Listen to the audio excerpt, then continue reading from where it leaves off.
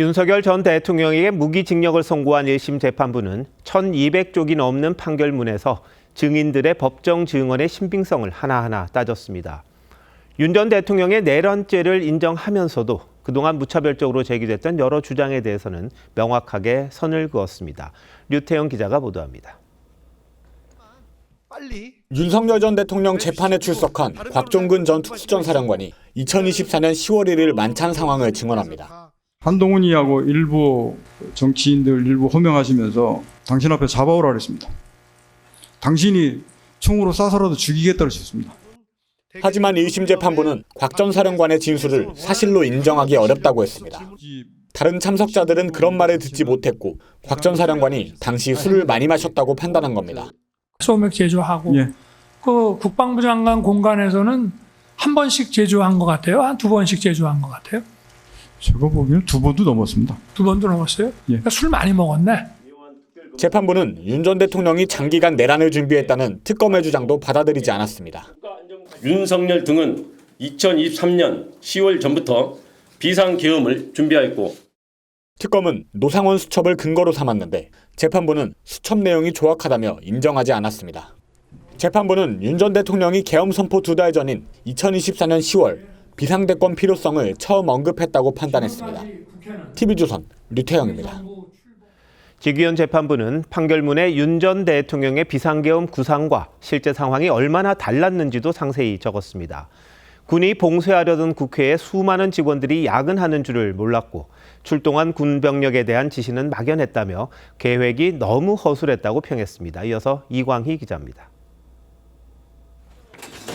국회로 진입한 계엄군을 국회 관계자들이 소화기를 뿌리며 막습니다.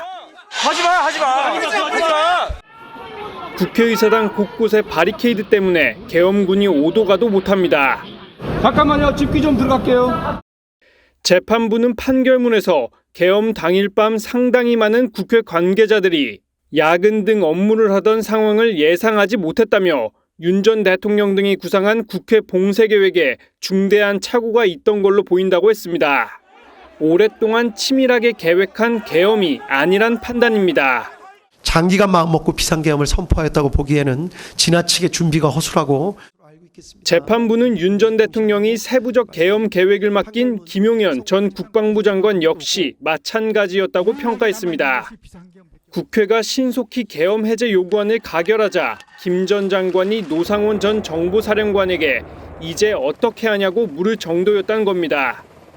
재판부는 계획의 허술함과 별도로 경고성 계엄이라는 윤 전 대통령 측 주장은 받아들이지 않았습니다.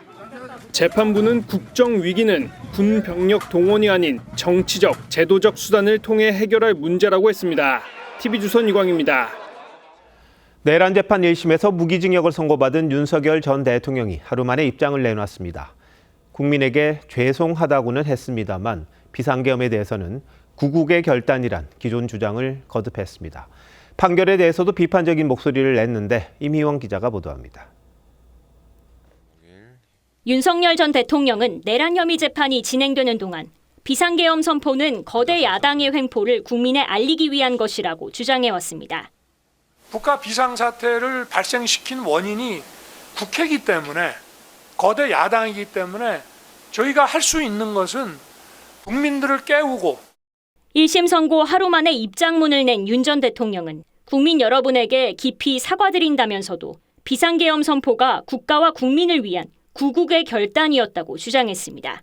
사법부가 거짓과 선동의 정치 권력을 완벽하게 배척하지 못했다며 무기징역을 선고한 1심 재판부에 대한 불만도 드러냈습니다. 재판부가 장기 집권을 위해 계엄을 선포했단 특검의 망상을 받아들이지 않은 건 다행이라면서도 군이 국회에 갔기 때문에 내란이란 논리는 납득하기 어렵다고 했습니다. 윤 전 대통령은 항소를 통한 법적 다툼이 무슨 의미가 있는지 깊은 회의가 든다고도 했지만 변호인단은 당사자로서의 심경을 전한 것일 뿐이라며 다음 주 중 항소장을 제출하겠다고 밝혔습니다. TV조선 임효원입니다.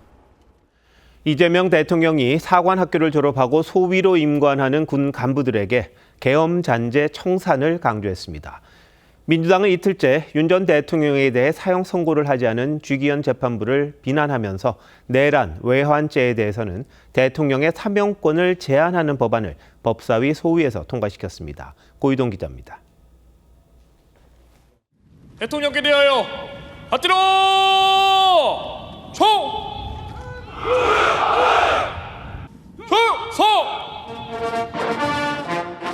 6회 공군사관학교 통합임관식에 참석한 이재명 대통령은 군의 철저한 과오 반성과 절연을 주문했습니다. 불법 계엄의 잔재를 말끔히 청산하고 본연의 임무와 역할에 충실한 대한 국군을 만들어 갑시다. 민주당에선 이틀째 윤석열 전 대통령에게 사형이 아닌 무기징역이 선고된 건 납득할 수 없다는 비판이 이어졌습니다. 쥐기현 재판부는 실패한 쿠데타에 대해서는 동정을 베푼다? 이거 있을 수 있는 일이에요. 정청래 대표는 어제 조희대 사법부가 사법정의를 흔들었다고 비판한 데 이어 오늘은 지기현 재판장을 직접 비난했습니다. 지기현 판사, 정말 세상 물정 모르고 국민의 정서도 모르는 철딱선이 없는 그런 판결을 한 것입니다. 법사위 소위에선 내란, 외환사범의 사면을 제한하는 법안이 처리됐습니다. 야당이 헌법상 대통령의 고유 권한을 법률로 제한하는 건 상권 분립에 위배된다고 반발했지만 민주당은 일부 단서 조항을 달아 강행 처리했습니다. 사실상 이 사면법 개정안은 보복과 괴멸 이 두 단어밖에 상징되는 것이 없다고 봅니다. 국회 제적 5분의 3의 동의가 있을 경우에만 사면을 할 수 있도록 하는 단서 조항을 넣는 방식으로 정리했습니다. 민주당은 윤 전 대통령을 겨냥한 사면 금지법을 다음 주 본회의에서 처리할 방침입니다. TV조선 고이동입니다.